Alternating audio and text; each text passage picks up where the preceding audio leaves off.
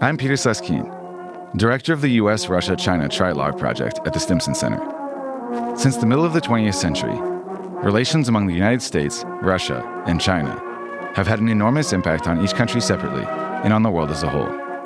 The purpose of the Trialogue is to better understand this extraordinarily complex and consequential relationship by directly engaging with experts from all three countries. Today, my guest is Maksim Suchkov, director of the Institute of International Studies at MGIMO University in Moscow. Maksim, welcome to the podcast. Thanks for having me. It's a pleasure. So MGIMO is part of the Foreign Ministry of the Russian Federation? It is part of the Ministry of External Affairs, the Foreign Ministry of the Russian Federation. Now it's a big university, but its prime identity associated with the preparation of foreign service professionals. And you are also a member of the Academic Council to the Security Council of the Russian Federation, is that right? Indeed. Okay, wonderful. So now that we've established your insider credentials, while acknowledging that you in no way speak for the Kremlin, let's turn to the recently resumed direct talks between Russia and Ukraine. So I'll provide a brief timeline to get the listeners back up to speed, and then we'll go over the details in the Russian perspective.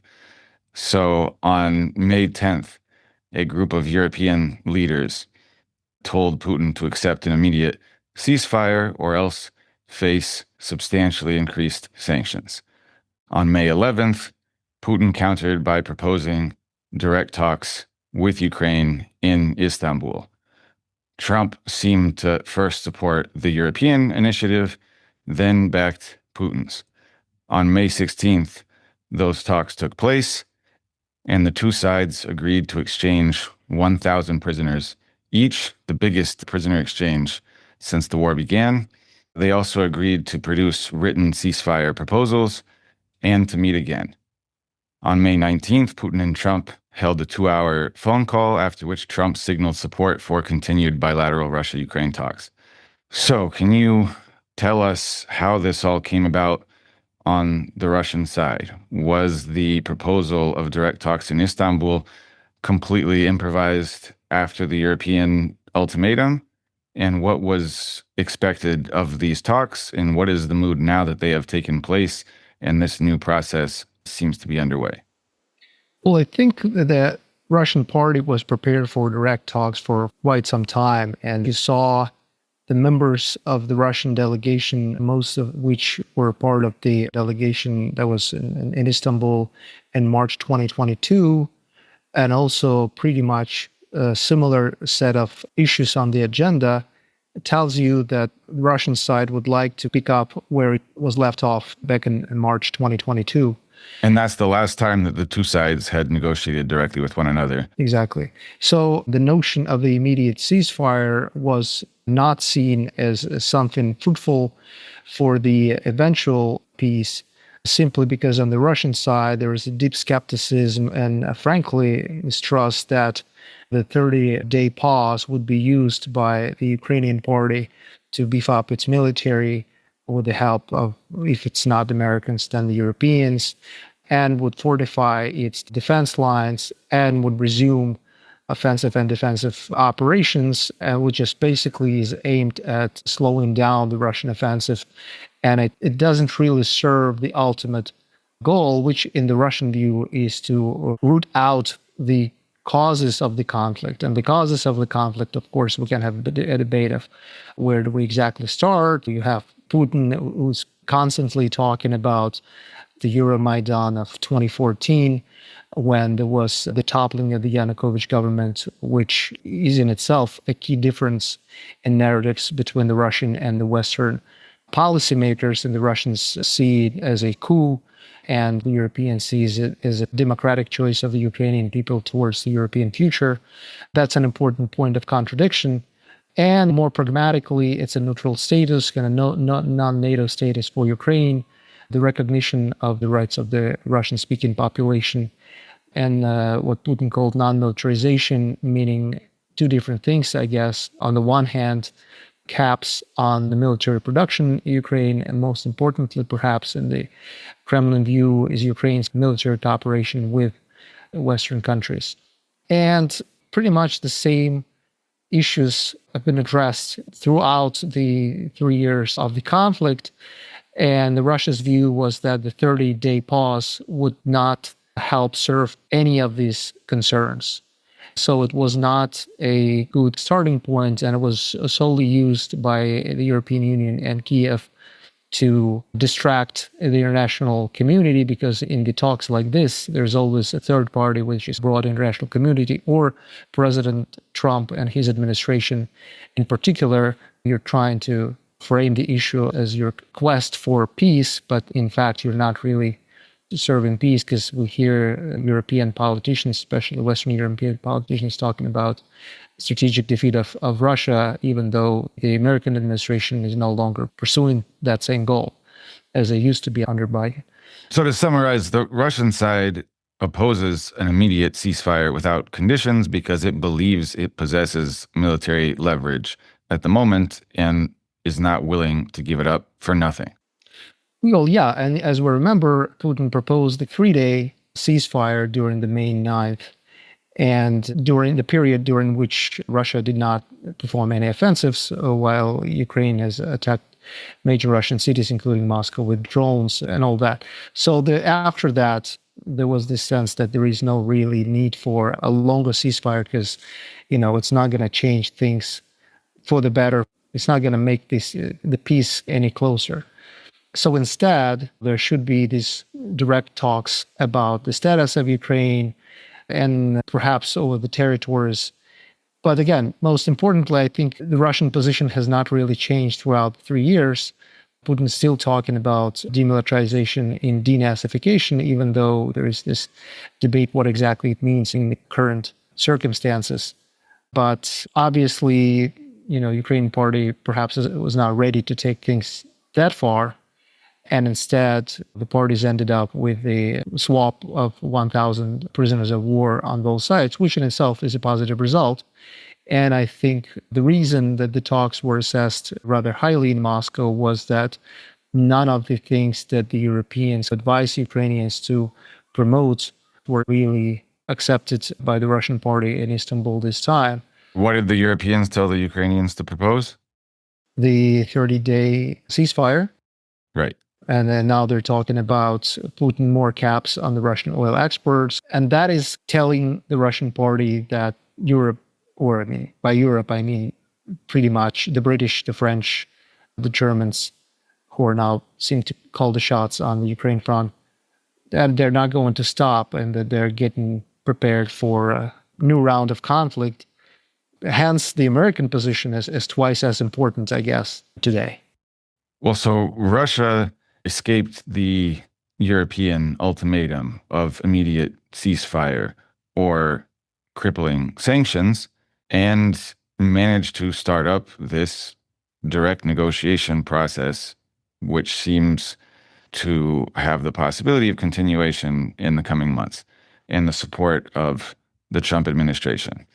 But what specifically does Russia expect to come from these talks? Because you listed the full series of Russian concerns and demands that have been consistent over the past 3 years. But presumably, not all of that can be achieved.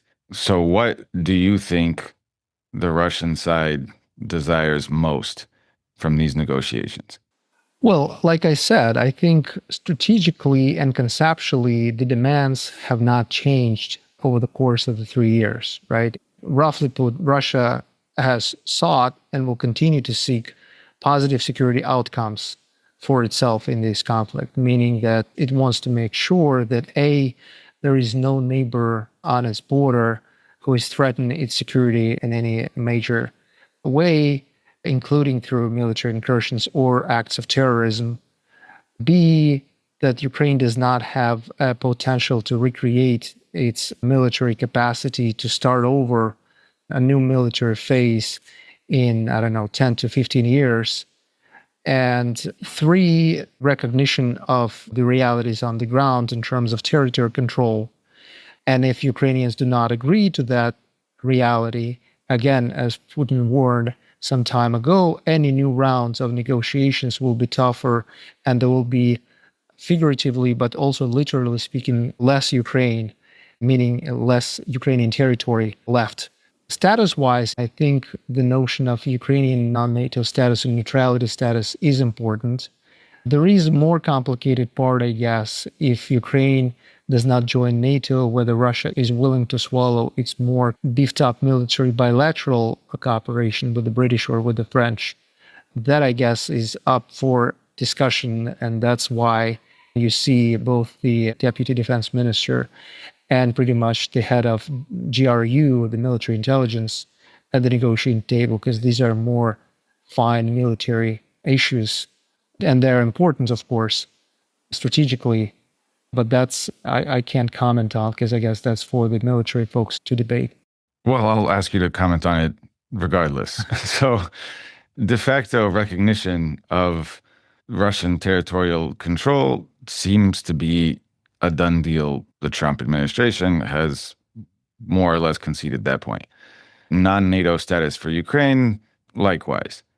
So the real sticking point, it seems, is Ukraine's military potential, its integration with Western countries, and its own domestic military potential. So is that the crux of the negotiations, is precisely what level of military potential Ukraine might have? And is there any way for the Russian side to negotiate a diminishment of Ukrainian military potential without inflicting a military defeat on Kyiv? I mean, it doesn't seem like something that they would readily accept at this point. That seems to be the non-negotiable issue on their side. Well, there is this debate in the policymaking community on what the best way to put the caps on the Ukrainian military is.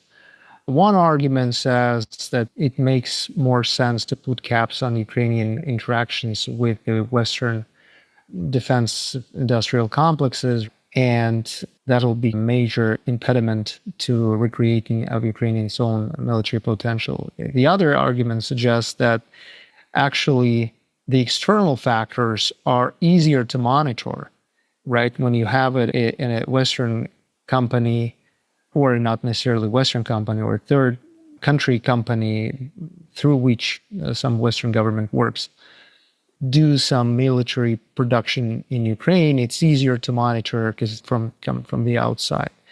Then it is to put caps on Ukrainian, the size of army, certain types of arms that the Ukrainian army may be allowed to have, and to ensure control over that. And that's, I guess, part of the military intelligence to monitor and to advise the government, which is the best way to pursue. Let's just go back to that so that it's clear. So you're saying that there is a debate within Russia about whether it would make more sense to seek to limit Western support for the Ukrainian military or Ukraine's domestic production. And the arguments in favor of a deal limiting Ukraine's domestic production is that is more difficult to monitor. So it would be better to put that on paper and have some third-party monitors take care of that. Right. Because Russia would be aware in any case of the Western support and how much of that there is. Right. And another big chunk of the problem is, I guess, not so much the military production per se. That is the intelligence sharing and the Starlinks and all that.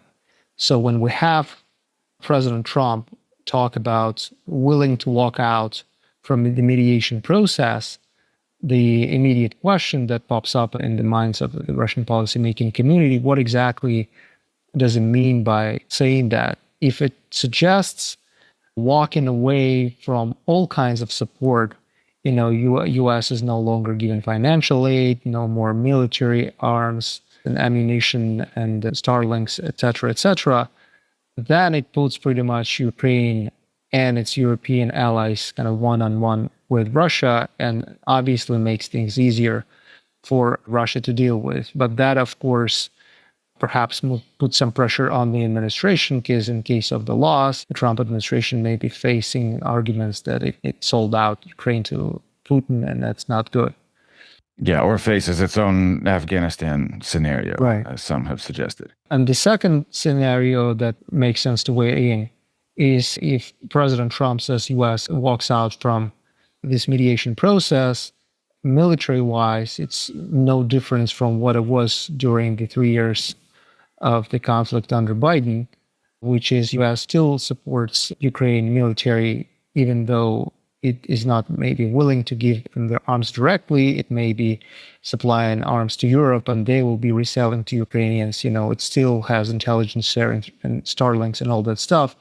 But that, to me at least, is no different than the so-called boil the frog strategy that the Biden administration implemented towards Russia. And it still puts us and keeps us on the path of escalation. The drawback of that approach to the American party is, in my view, again, and like you said, I'm not speaking on behalf of the Kremlin or the Foreign Affairs Ministry. As an analyst, I think there is a drawback to that. There is a serious challenge to Trump's own agenda.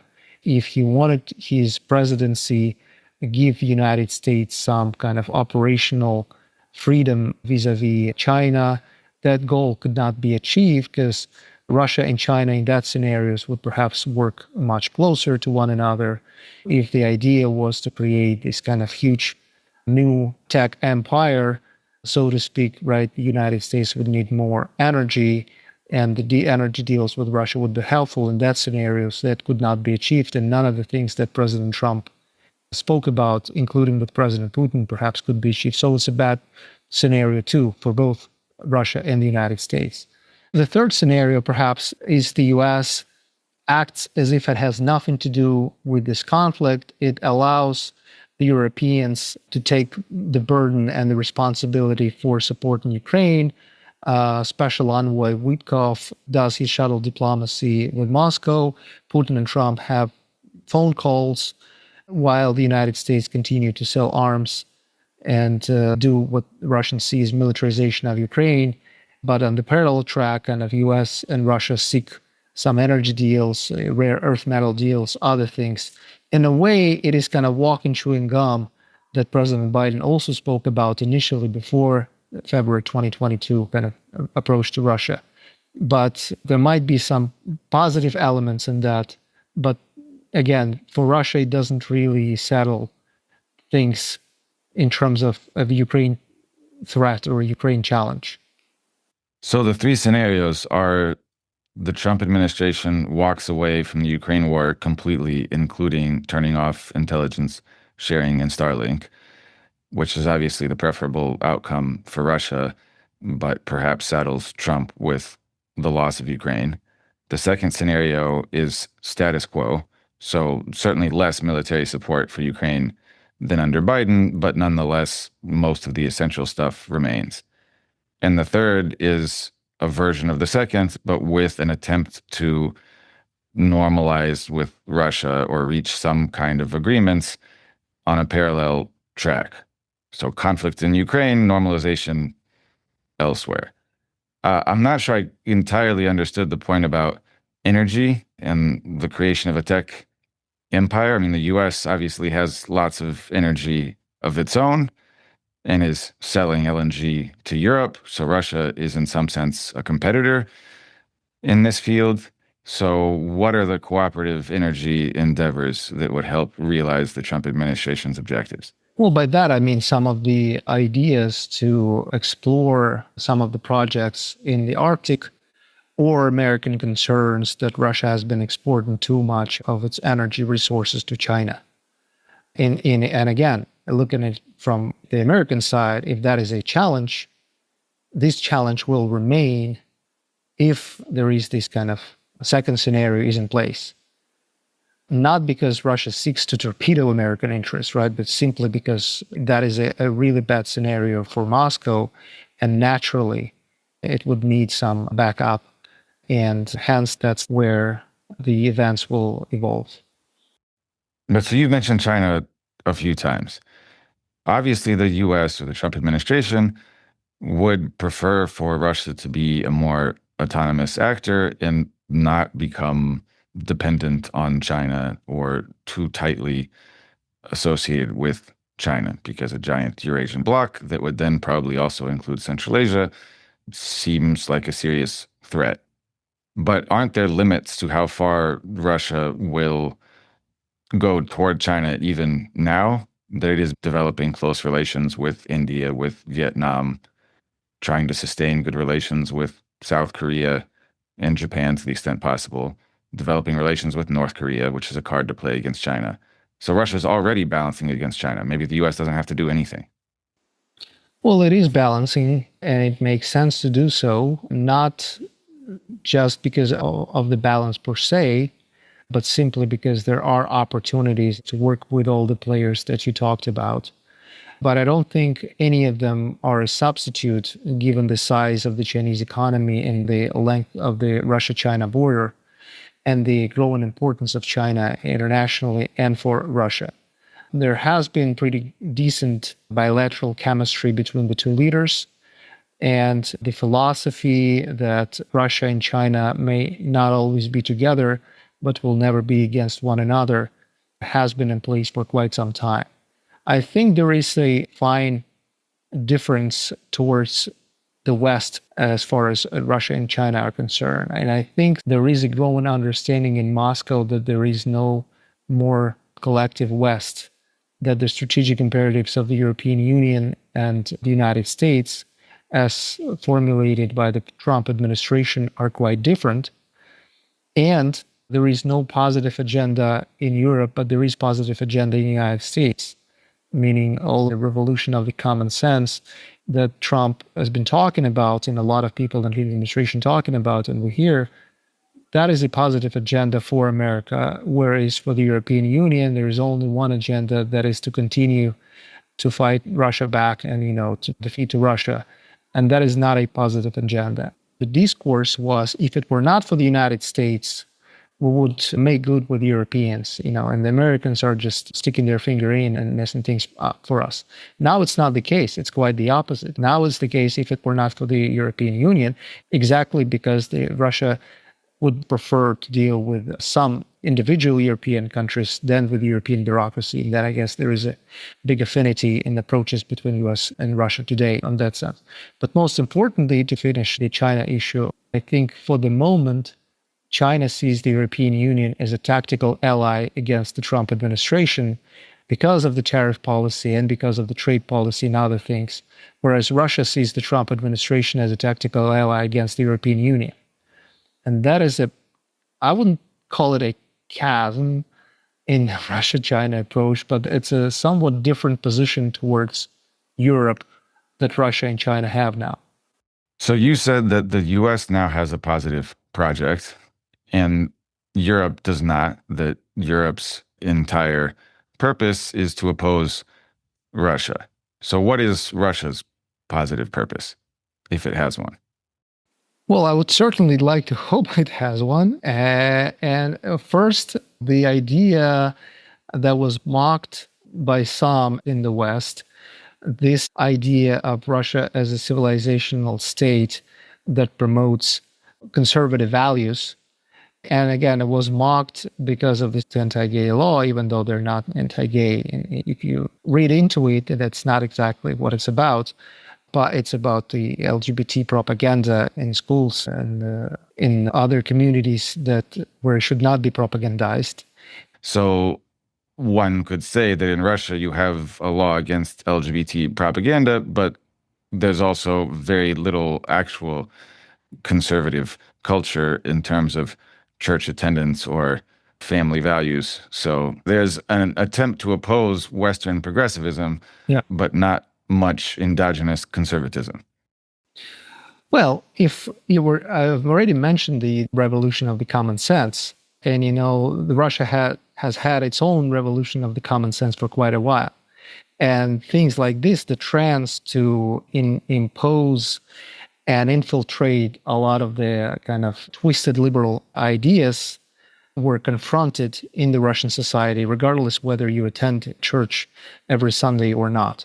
So in a way, it's important, and a lot of the things that the Trump administration has been fighting against that were nixed during the first 2 days of his administration were something that Putin stood for quite some time and was castigated by the liberal West.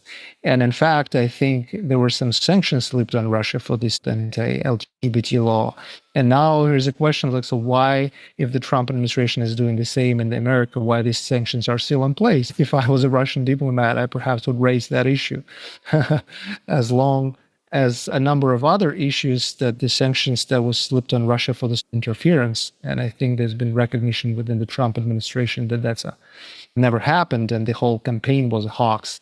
But then the question is, so why these sanctions are still in place? Their sanctions were imposed on Russia for Russia's anti-LGBT propaganda law and for election interference. And the Trump administration has lifted neither of those sanctions, despite presumably not agreeing with the premise. Absolutely. So, well, if we're thinking of some of the positive agenda issues for the bilateral relations, and there is a clear recognition that the relations are in a comatose state, there are a lot of signals coming from the administration that, again, if I was in the Kremlin, I would catch and try to elaborate upon, including a numerous pronouncement by the Vice President J.D. Vance on the defense of the Christians in the Middle East. And there has been a robust diplomacy in the past between the Russian Orthodox Church and the Catholic Church in 2016 and 2017, and in the midst of the crisis in Syria on the saving of religious minorities and Christians in the Middle East. I think if we're kind of trying to brainstorm some of the positive agenda for Russia in the United States and the Middle East, that is one issue to look at, especially now that Vatican may be taking a central stage, including in the kind of mediation in the Ukraine conflict. That issue, I think, the Christians in the Middle East is important and has always been in the focus of the Russian policy making and President Putin himself. But let's pull the focus back a little bit. So you've mentioned various areas of potential agreement or cooperation between the Trump administration and the Kremlin. A certain anti-wokeism, let's call it, protection of Christians in the Middle East, potentially lucrative energy cooperation in the Arctic. But none of these are necessarily long-term and don't quite reach to the strategic or geopolitical level. So you mentioned Russia's recent claim to be a civilization state. What does that look like for the world and for the relations with the United States? Well, I think there is this image of Russia as an ultimately anti-Western or anti-American state in the world, which I think is not true. And Russia's beef with the U.S. before Trump was not because there is a deep-seated anti-Americanism within the Russian state or society, which is not there. There is no anti-Americanism in Russian society, and the Russian elites are not anti-American. But there was this idea that there was a need for greater de-Americanization of the international system, and the monopoly on power was Putin U.S. dizzy with power and military incursions. If there is no such element, so now the Trump administration in a way is trying to de-Americanize international system by reviewing certain elements of this kind of a more offensive policy. Secretary Rubio spoke about his view of multipolarity.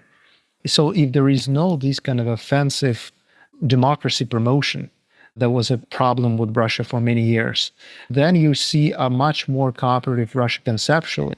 What President Trump did, in my view, and a lot of the Russian policy community shares that view, is he decoupled the idea of dominance and leadership.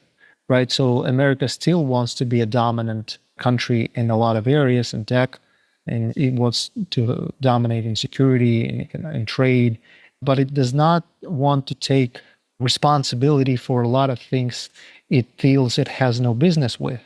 And that makes, in Russia's view, America a more cooperative partner and makes Russia a more cooperative partner to the United States as well. If you remember that when Putin came to power, the first things he did in his first month in office was a drawdown of the Russian military base from Cuba and from Vietnam.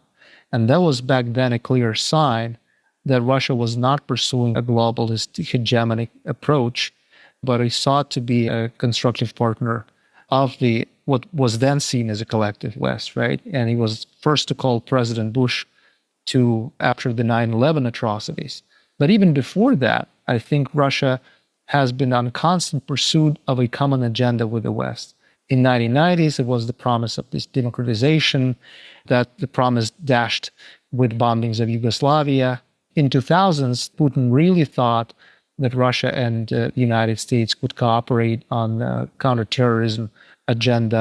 Russia provided its territory for American transits to Afghanistan, and that did not work out because of the American withdrawal from this arms ABM treaty and with the support of the color revolutions in Ukraine and Georgia back then.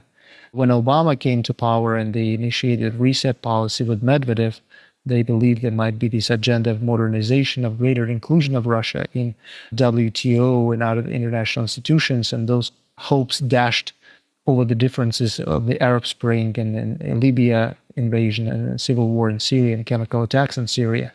But even in that crisis, as we remember, Russia and the United States initiated a joint initiative on the destruction of the chemical arsenals in Syria. Then even when Ukraine issue has been started to smolder in 2014 and Trump came to power, Putin offered a number of things that could be done together in the Middle East, but the whole thing was buried under the Russia interference campaign. It didn't go anywhere. And then under Biden, things have just deteriorated to the level where they are today. And the Russian diplomats constantly speak about piles of debris that were left the relations with. So the new stage, what I'm talking about is, or the civilizational conservative thing, I think may be a ground for bilateral cooperation. And there are tons of things to explore. Like I said, like the people just need to sit down and speak through in concrete terms. But how far can that actually go in strategic or geopolitical terms? So fine, both countries are in some sense Christian, although also multi-confessional. Wokeism never triumphed in Russia and is receding in the US. But still, this is not a universal ideology like liberalism or communism that can be shared across great distances. Everybody is conservative in their own way, according to their own traditions, inherited from their own ancestors. So difference is fundamental to conservatism. So Russian conservatism should be very different from American conservatism. So it seems like there are clear limits to the points of contact that could breed real solidarity or cooperation in the practical plane. Well, there are differences, but again, I don't think they have to be all identical to be able to work together. They're not diametrically opposed. I think they're still in the same kind of area, even though there's definitely some cultural and religious and other differences in that. But they're not diametrically opposed as the other ideology you mentioned. That was never appreciated in Russian policymaking in most of the society.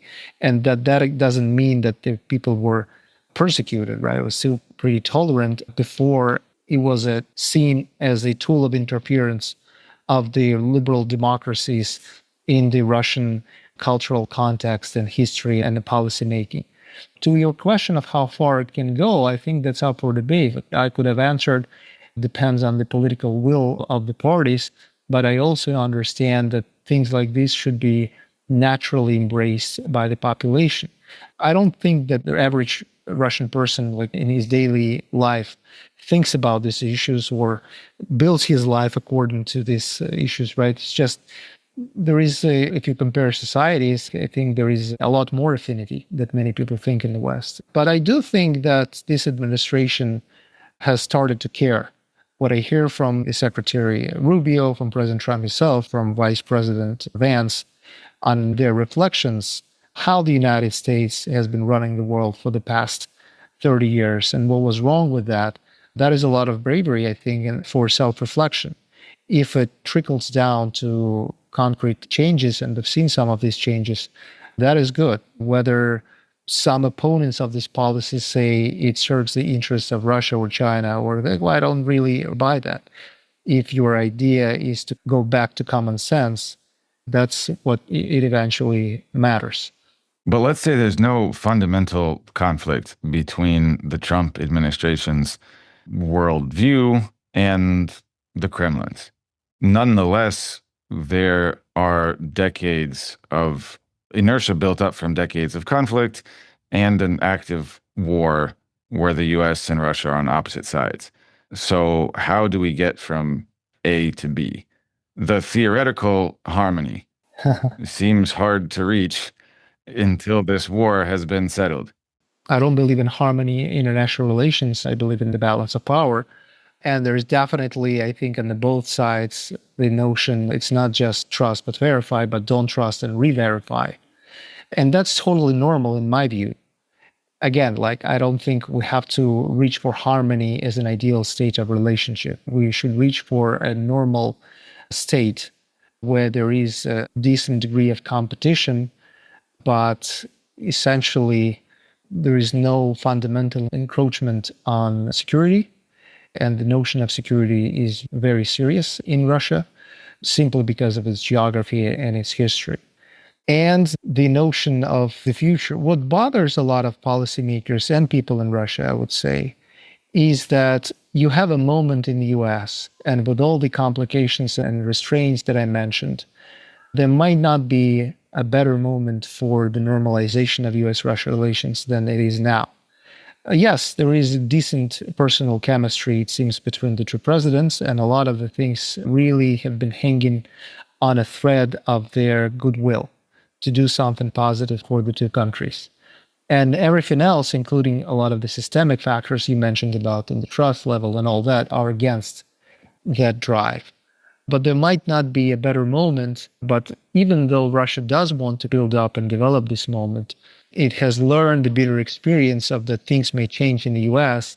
So the questions that a lot of policymakers are asking here of how far and how long the Trump movement is for, and thinking that there might be a reversal of these policies, if the new Democratic administration comes to office and would like to reverse Trump's policies and the MAGA movement, and including on the woke policies, what the implications for Russia will be, given that there is still an inertia that Russia is the ultimate bad guy out there in the world politics. What Trump administration has changed for now is it does seem to think that Russia is not a major problem in the world that's out there for America. And that's a good thing. But I can see how things may change, and in 2 or 4 years, there might be a reversal. And that puts a lot of limitations on Russia's own otherwise broad and open call for better relations with America to be more cautious, I would say. So what specifically could the Trump administration do to convince Russia that certain changes are enduring? So Trump wants peace in Ukraine. Russia now believes it has military leverage that it would like to use in order to extract a whole set of concessions from Kyiv, or perhaps even capitulation eventually. But again, the Trump administration would like peace earlier. So is there anything that the Trump administration could do outside of Ukraine that would entice the Kremlin to stop short of maximum objectives in Ukraine? So the Trump administration has already closed USAID, the National Endowment for Democracy, Radio Free Europe, Radio Liberty, Voice of America. I mean, not all of those have been totally shut down, but more or less constrained in ways that will be very difficult to reverse for any future administration. So much of the machinery of democracy promotion that has existed for decades has disappeared. So that seems like something substantial that the Russians should believe in.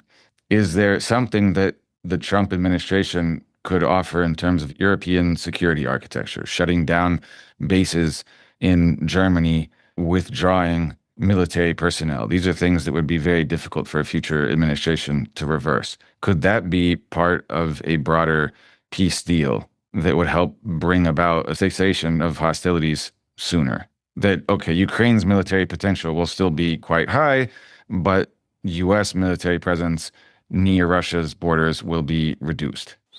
Look, first of all, I don't want to sound like I'm advising or hoping that the Trump administration would do certain things.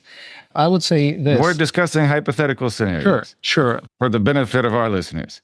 So when the Trump administration came in and said they wanted to eliminate a lot of these elements that you just mentioned, there was a lot of skepticism in Russia that it can actually do so, given the power of the deep state or the inertia of the political inertia.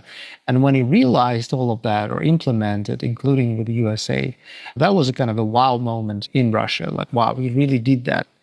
And people got closer to the screen and say, well, that's interesting. Let's watch his next step. So when he says the United States would like to recalibrate its presence in Europe for the sake of the Indo-Pacific, the immediate response to that in Russia said, well, that is interesting. What the marker of his intention would be, and yes, the marker of that intention would be a drawdown of American personnel in Europe or a kind of drawdown of a military bases, say in Germany, elsewhere.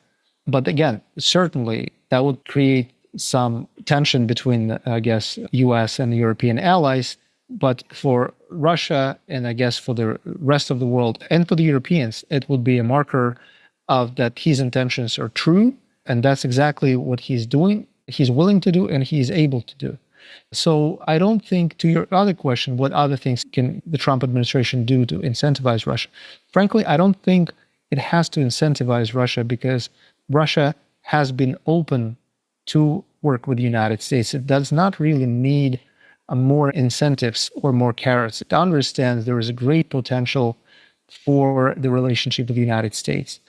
What is necessary to move forward from this level of intention, right? There is intention in DC, and President Trump and Vice President Pence talked about it, that there's great potential for cooperation and a lot of things that both nations can benefit from.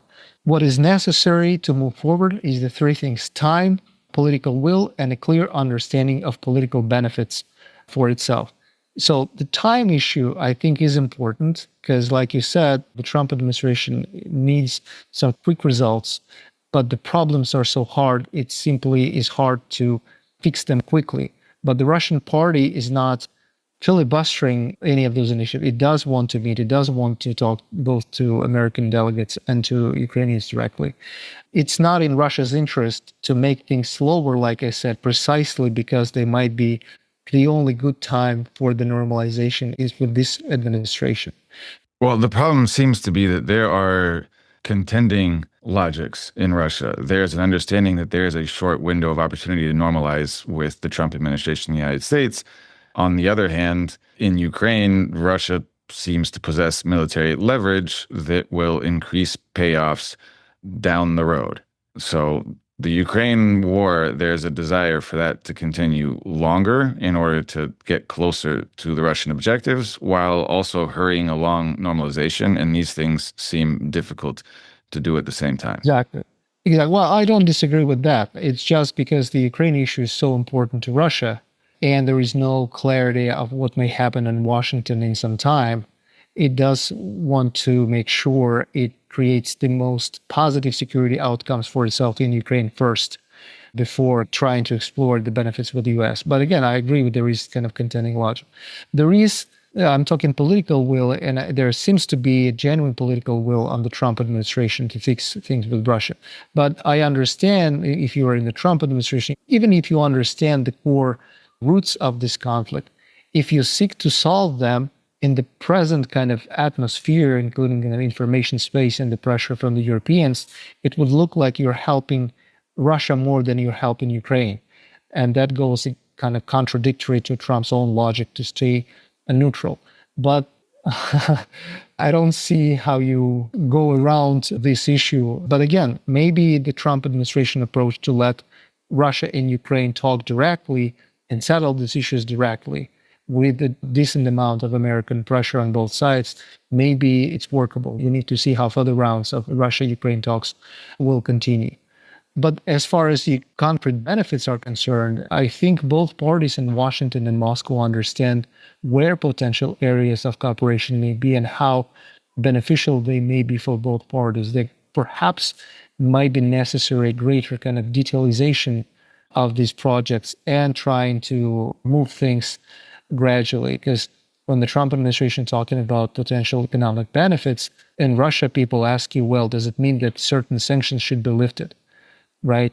And if not, whether the secondary sanctions, which seem to be a bigger problem than the sanctions per se, could be kind of dropped, which in a way is the case now, because there was more leeway in the secondary sanctions from this administration as an incentive to work with Moscow, right? You're saying that the Trump administration has ceased to enforce secondary sanctions as vigorously as the Biden administration had been doing. I believe so. I guess that's what those who monitor these is, even though during the Trump administration, I think some Chinese and Turkish companies have already been placed on the list. In general, in certain elements, when there was this kind of positive move on Russia and Ukraine talks, there was this mechanism used by the administration, which was observed and much appreciated in Moscow. So, what sort of Europe does Russia want to see? Does Russia prefer a Europe that is mostly under American military control? Would it like NATO to disappear entirely, in Europe potentially to fragment or to consolidate separately militarily? What is the ideal Europe in the next 5-10 years for Russia? Well, I think in the next 5 years, we're not going to see an ideal Europe for Russia in any case, given the amount of antagonism and that what they believe is the strategic plans to deter Russia, and they put money into that and infrastructure. So that's not possible, even kind of theoretically. I think the stakes, what the people believe in Europe, that eventually Putin will go and things will magically change in Russia. In Russia, there is more kind of expectation that because the policies look disastrous, the current European elites will bankrupt their people so much that they will no longer be voted into office, and the new generation of elites may take a different stance. And if you talk to people who kind of in Russia who are focused on Europe, they tell you that most of the kind of major shots on the European policy and the European front have been called by Prime Minister Starmer, who is technically not in Europe, but who is British, by President Macron, who has a terrible domestic situation and he not so much respected in his own country, and the Chancellor Merz, who is really on the ropes inside Germany. But they are the ones who are calling the most shots for the rest of Europe, and that is a problem. I don't want to say that Russia would like to see a fragmented Europe. Again, I don't think the weak Europe is in Russia's interests, frankly, for a number of reasons, including security reasons. But the EU policies or the kind of European bureaucracy as a kind of a joint mechanism for calling major decisions on Russia is a major problem and is not perceived as adequate to deal with whatsoever. So you would prefer a fragmented Europe. The EU doesn't necessarily have to disappear, but bilateral relations with individual countries that have the power. Well, I think that is also not possible, because even the countries that tend to take more pragmatic stance toward Russia, whether Slovakia or Hungary, they are under tremendous pressure and are eventually made into voting with the kind of the rest of Europe. So that is, I think, also not so much on the. I think the major stake is on that the new elites who may come into power in major European countries will eventually come to terms with that there is no more major conflict between the US and Russia, and they will have no other choice to either spend all their fortune on trying to fight kind of the windmill that they created with this Russia threat, and will eventually bankrupt their countries and make them vulnerable to external threats and challenges, or we just continue and that's just a war of attrition in a way that, again, Russia believes that Europe cannot sustain without American support. But the question is whether the Trump administration would like to have Europe on its payroll, that it does not have a positive agenda and whose only goal is to fight Russia. But so if US-Russia relations change substantially, then Europe will have to adapt in ways that work for Russia. But so how would Europe be convinced that US-Russia relations have truly changed? Is it troop withdrawals, a different attitude towards NATO, or some kind of bilateral normalization, cooperation, economic deals? Well, you remember Borrell, who was responsible for European foreign policy, once noted that the true fortune of Europe was based on three principles, right? Cheap energy from Russia, cheap goods from China, and security umbrella from the US. So you no longer have the first element, the cheap energy from Russia. It's still, I'm not sure whether the Chinese goods will be as cheap as they used to be. If the American security umbrella is in question with the drawdown of American troops from Europe, that would make, hopefully, leaders think twice. But I don't think it will be under this generation of leaders who have literally staked their political futures on the conflict with Russia. It will be hard for them to walk away from this idea, because this seems to be the only idea that they're willing to promote and live with politically. But a change of political leadership in Europe, which is certainly possible given the popularity of alternative parties, would then potentially bring about a Trump-style paradigm shift in European politics. I think so. But we also see a lot of authoritarian style banning of parties, right? Whether it's the alternative right in Germany, whether the Romanian candidate in Romania, Marine Le Pen in France. When you look at it from the Russia angle, first, it does seem like a mocking of democracy that the Europeans have castigated Russia for the lack of it in the day, and Putin kind of persecuting his opponents. But that's exactly what they're doing. And B is seen as a weakness of current elites to deal with these alternative views politically. And I think that is also something that the Vice President Vance castigated them for in his Munich speech. All right, well, final question, since it's late night in Moscow. Give me a prediction on the negotiation and military fronts. Do you think there will be several rounds in any concrete achievements? Will we have to wait for the summer military campaign to play out before the two sides are willing to talk Turkey? Or is there some third option? Well, frankly, I do think that the European approach is in a way to try to wait Trump out and try to keep Zelensky on the ropes in this kind of smoldering phase of conflict with Russia, to either kind of trigger Trump into saying Putin is no longer a constructive counterpart. I give up on the idea of fixing things and it's back to square one. And I think in this kind of US-Russia bilateral, even with all these kind of positive attitude initial between the President Trump and President Putin, there are other interests in the room, that is Ukrainian interest and in the British interest, part of the French interest. And this may be a bigger problem. What gives me optimism, though, is what was written in the Wall Street Journal, I think, today, that Trump apparently told the European allies that he believes in the Russia's military victory or something like that. I don't remember the exact quote. So some message that made Europeans believe that they cannot really hope for the change of position in the American administration. That is also very important, because if the idea is to filibuster peace talks and tell Zelensky to kind of continue the smoldering conflict the way it is going now, it's important that Trump tells him that, no, I don't think that's the way things are going to. That may eventually change their position. Some in Russia believe that the Europeans will eventually try to make it look like Ukraine have lost the war, not Europe that lost the war. And it lost the war because the American support diminished. So they kind of, if you're Macron, so to say, right, your best plan is to say, well, Ukraine has been fighting bravely, but it has lost. But now we have to kind of fortify Europe against the future Russian incursion and all that. I can see that as a possibility. So in a way, I think if you're talking about the summer, on the front, it will be kind of smoldering conflict. The military offensive will be going with different degrees of intensity in different fronts, and in parallel talks will continue. But it's important that none of these dynamics torpedoes direct US-Russia talks, because this is exactly what some of the parties that have staked on the war would like the relationship to suffer.